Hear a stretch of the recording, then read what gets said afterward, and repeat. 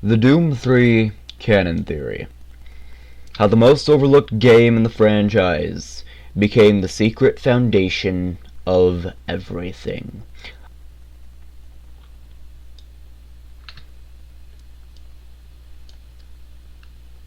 For 20 years, Doom 3 has been treated as the black sheep of the franchise. Too slow, too dark, too disconnected. A horror game wearing a Doom mask that nobody knew how to place in the larger timeline. The community largely moved on, and when Doom 2016 arrived and reinvented the series, Doom 3 was quietly left behind. This theory argues that that was a mistake, not just a matter of taste, a genuine analytical failure, because when you actually do the homework, play every game, check the dates, follow the artifacts, Doom 3 isn't the black sheep. It's the foundation everything else was unknowingly built on. And someone knew. He knew the whole time. Part 1. The Physical Evidence. Before we build the theory, we need to establish something more important than logical interference or timeline mathematics. We need to establish that Hugo Martin's team intentionally placed physical connections between Doom 3 and modern games. These are not Easter eggs. They are canonical breadcrumbs left behind by developers who knew exactly what they were doing. Exhibit A. The Soul Cube. The Soul Cube is the central artifact of Doom 3, an ancient Sentinel weapon rediscovered by the Doom Marine during 2145 Mars incident. After the events of Doom 3, it should be gone, destroyed, lost to hell. It's not gone. The Soul Cube appears in Olivia Pierce's office in Doom 2016, sitting there, in the office of the woman responsible for the Lazarus Wave, in a facility built 4 years after the 2145 incident, on the same planet where the Doom Marine discovered it. It also appears in the Slayer's Fortress in Doom Eternal, among the Doom Slayer's most significant collector artifacts. This is not a coincidence. This is ID Software confirming that the Soul Cube exists in the same universe as Doom 2016 and Eternal. The UAC had it. They studied it, and the Doomslayer considers it significant enough to keep. Exhibit B. Castle Truger. Admiral Truger is a named figure from Doom 3's lore surrounding the 2145 incident. In the Ancient Gods Part 1, the Doom Eternal DLC, there is a location in Hell named Castle Truger, after Admiral Truger from Doom 3. Named locations in Hell do not happen by accident. A writer on Hugo Martin's team deliberately reached back into Doom 3's lore and placed that name in the modern timeline. That is a canonical acknowledgement that the Doom 3 characters and events exist in the same universe as Eternal. Exhibit C. The Sarcophagus Tablets in Doom 3. There's a tablet detailing what the game calls the Martian Hero, an ancient warrior of immense power. The design language of that tablet is the specific and deliberate. The tablets found in Doom 2016 use the exact same design matching languages between games, separated by over a decade of development. Means the same in-universe civilization created both. This is art direction being used as a lore confirmation. The Sentinels who built the tablets in Doom 3 are the same Sentinels whose civilization we explore in Doom 2016 and Eternal. 3 pieces of physical evidence, all intentionally placed, all pointing to the same conclusion. Doom 3 is not a spin-off or a reboot. It is part of the same canonical universe as the modern trilogy. Hugo Martin's team confirmed it through the games themselves. Now, we follow where that confirmation leads. Part 2.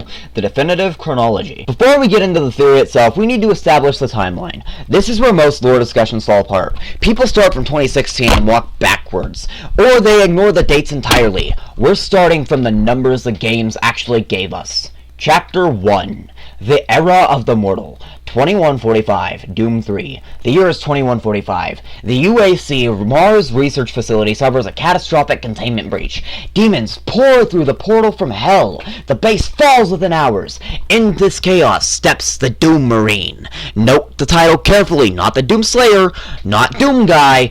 The in-game files distinguish him explicitly. He is a highly skilled, decorated soldier, but he is mortal. He bleeds. He can die. He is operating on training and willpower, not divine rage. He stops the invasion, and in doing so, he recovers something that changes everything. The Soul Cube. An ancient artifact of immense power, built by a civilization of warriors who once fought Hell and won. The UAC now understands two things.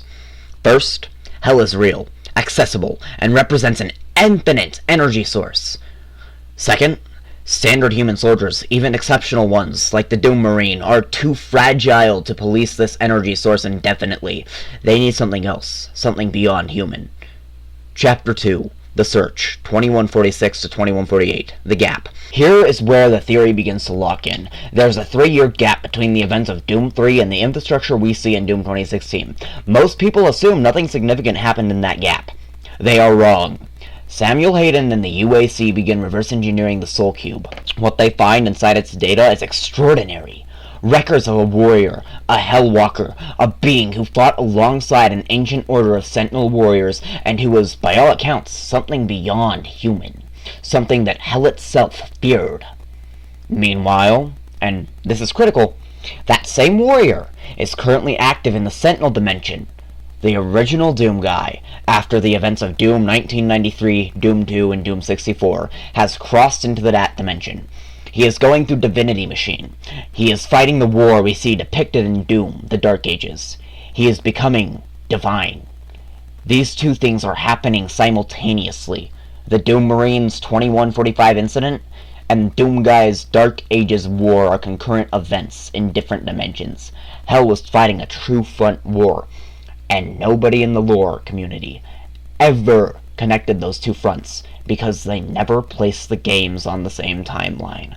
Eventually, the demons win enough on the Sentinel front to trap the Doom Guy. Well, they seal him in a sarcophagus in Kattinger Sanction. And the greatest enemy is neutralized, and they pull back from Mars, trading the Mars breach for locking away the one being they can never kill. Chapter 3, The Industrialization, 2148 to 2149. Armed with Soul Cube data pointing toward Hellwalker, Hayden leads an expedition into Hell. He finds the sarcophagus, he brings the Doom Guy back to Mars. He does not wake him up. Not yet. Instead, Hayden keeps him as a contingency. Break in case of emergency weapon.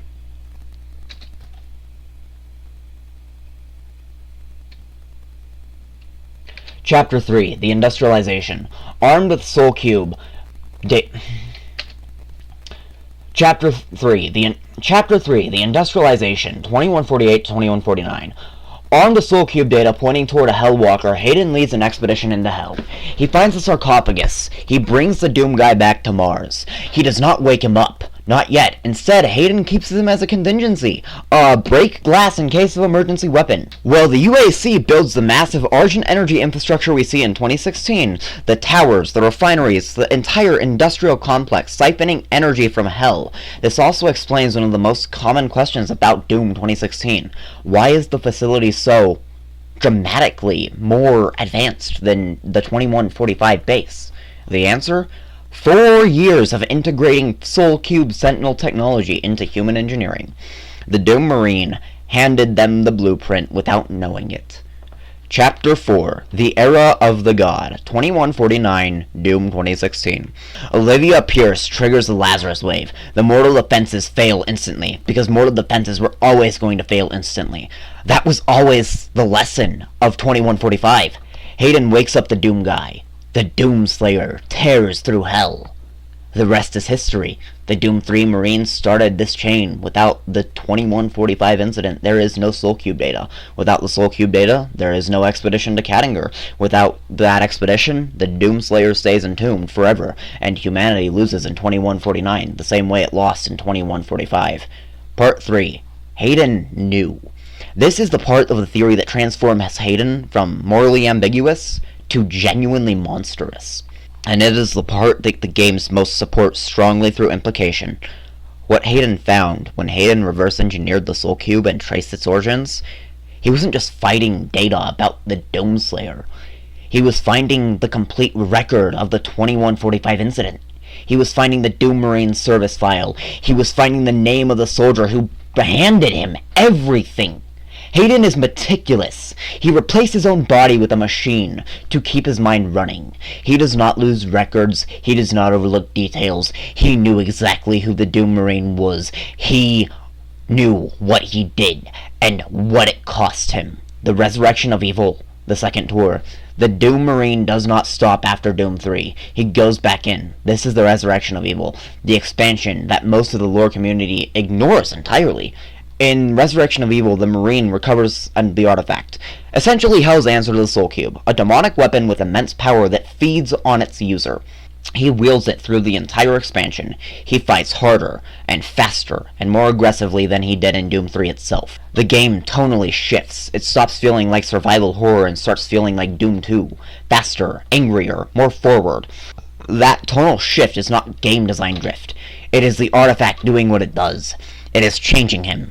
The ending of the Resurrection of Evil is suspiciously clean. The artifact is destroyed, the invasion is stopped, the Marine walks away, or appears to. Here's the theory. He does not walk away. The artifact's destruction never happened. The artifact consumed him, not killed by demons. Simply taken by the weapon he was wielding when it was destroyed. No dramatic death, no final stand, just a soldier who went in and ceased to exist in any conventional sense. No body, no record, no monument. The UAC logs the casualty in a containment breach report and moves on. The containment cell, the artifact's demonic energy, does not destroy, it corrupts. And the same energy that was feeding on the Marine throughout the Resurrection of Evil, the process at the moment of destruction, he does not cease, he transforms, he becomes a zombie, specifically a zombie that gets placed in a UAC containment cell on Mars. Hayden knows. He knows because he has the Marine's file. He knows because the artifact's data. He knows because he is the kind of man who does not lose track of an asset. And the Doom Marine, even zombified, is still an asset that tells Hayden exactly how dangerous Sentinel artifacts are in the wrong hands. He puts him in a cell. He does not cure him. He does not acknowledge him. He waits. The first 5 minutes of Doom 2016. The Lazarus wave hits. The facility falls. Hayden wakes up the Doom Slayer. The Slayer's first act after waking is exactly what you would expect. He starts killing everything in front of him. The first enemies he encounters are zombies in initial corridors, tutorial enemies, obstacles, things that get shotgunned without a second thought. One of those zombies is the Doom Marine, the most important soldier in human history, the man whose sacrifice in 2145 started the chain of events that led to this exact moment. Gets mercy killed as a tutorial enemy by the being his death helped create. Doom Guy never knows. He walks past and never looks back. And somewhere in that facility, on a security monitor, Hayden watches and feels nothing. Hayden didn't just know, he planned it. Acknowledging the Doom Marine would mean acknowledging that immortal man with no augmentation and no divine blessing stopped Hell's invasion and handed humanity the keys to finding the Slayer. That is inconvenient for someone building a theology around the Doom Slayers as humanity's only hope, so he buried it. This is consistent with everything we know about Hayden. He lobotomizes the Slayer in Doom 2016. He steals the Crucible in 2016. He makes a unilateral decision that costs others everything in the service of his own vision of what humanity needs, allowing the Doomslayer to unknowingly kill the man who made his entire operation possible is not out of character. It is completely in character. That is what makes this so damning. His line in Doom Eternal, "You can't just shoot a hole in the surface of Mars," reveals exactly where Hayden's priorities sit. He is not traumatized soldier watching history repeat himself. This is the man protecting his investment, the Argent energy infrastructure, the refineries, the tower, the entire operation built on the back of a dead man. He put in a containment cell and never acknowledged. Doom Guy is a wrecking ball threatening the facility that Hayden spent years constructing. That line is not grief, it is an asset protection. The Marine made the facility possible. Hayden will not let the Slayer destroy it. That is the coldest possible reading, and it is one of the correct one. Part 4. Counter-arguments and rebuttals. A theory is only as strong as its ability to withstand challenge. Here are some strongest objections to this theory, and why they do not hold. Objection 1. Doom 3 is a reboot, not canon to the main series. This is the most common dismissal and the least supported by evidence. The dates, 2145 for Doom 3, 2149 for Doom 2016. They are not contradictory. They are sequential. The UAC, Mars, Hell, and the Argent Energy infrastructure are all consistent across both games. Doom 3 is not labeled as a reboot by the games themselves, but by the community assumption built on tonal difference, not actual lore contradiction. Objection 2. The Doom 64 timeline placement is uncertain. Doom 64 is confirmed to take place directly after Doom 2. The ending has Doom Guy staying in Hell voluntarily, a decision that takes him out of his native timeline entirely. This places his entry into the Sentinel dimension after Doom 64 and before Doom 2016, which aligns perfectly with the concurrent timeline this theory requires. Objection 3. The Soul Cube is too hostile to be studied. The Soul Cube was built to kill demons and return to Hell, but Hayden is not trying to replicate it. He is reading its data, studying its origins, following the trail it leads back to the civilization that built it and the warrior those builders fought alongside. The Soul Cube does not need to cooperate for Hayden to extract intelligence from its existence. Objection 4. There is no confirmation the Doom Marine became a zombie. There is no contradiction either. The artifact's demonic properties are explicitly shown, draining and corrupting its user throughout the resurrection of evil. The ending is ambiguous by design. The zombification theory fills that ambiguity with something that is mechanically consistent with how demonic artifacts function in the Doom universe, and narratively consistent with the larger theory. Absence of confirmation is not contradiction. Objection 5. Hayden as the Doom Marine is a stronger theory. This is actually a viable second theory and functions as a fallback if ID Software ever confirms Doom 3 is canon, but contradicts specific details here. However, the primary theory, Hayden as a separate figure who knew, is stronger because it requires no character transformation and it makes Hayden colder and more deliberate rather than traumatized and sympathetic. The primary theory is more consistent with how Hayden behaves in Doom 2016 and Eternal. Conclusion. The unsung hero. The Doom 3 Marine is the most important character in the entire Doom franchise. He is also the only one who never gets acknowledged. He stopped the first Mars invasion as a mortal man with no divine assistance. He went back in voluntarily for Resurrection of Evil. He wielded a demonic artifact through an entire second campaign and pushed through it. He provided the Soul Cube data that gave Hayden the map to the Doomslayer's tomb, and he ended up in a containment cell, zombified and unrecognized, waiting for a god to walk past him and put him down without ever knowing his name. The Doomslayer is the weapon. The Doom Marine is the key that unlocked the cabinet it was stored in. Doom 3 was never the black sheep. It was always the first chapter. The community missed it because they started reading from the middle. The developers never confirmed it, because doing so would require admitting that a game they quietly distanced themselves from was secretly foundational to everything they built after.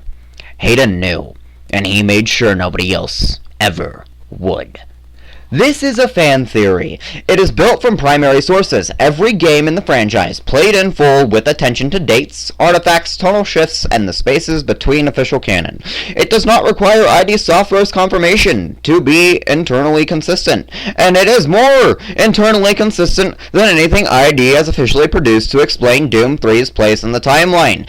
Hugo Martin, creative director of Doom Eternal, has stated on record that all numbered Doom games are canon. The developer confirmed it. The physical evidence confirms it. The timeline confirms it. If ID wants to contradict their own creative developer and everything their games quietly puts in front of us for years, they're welcome to try.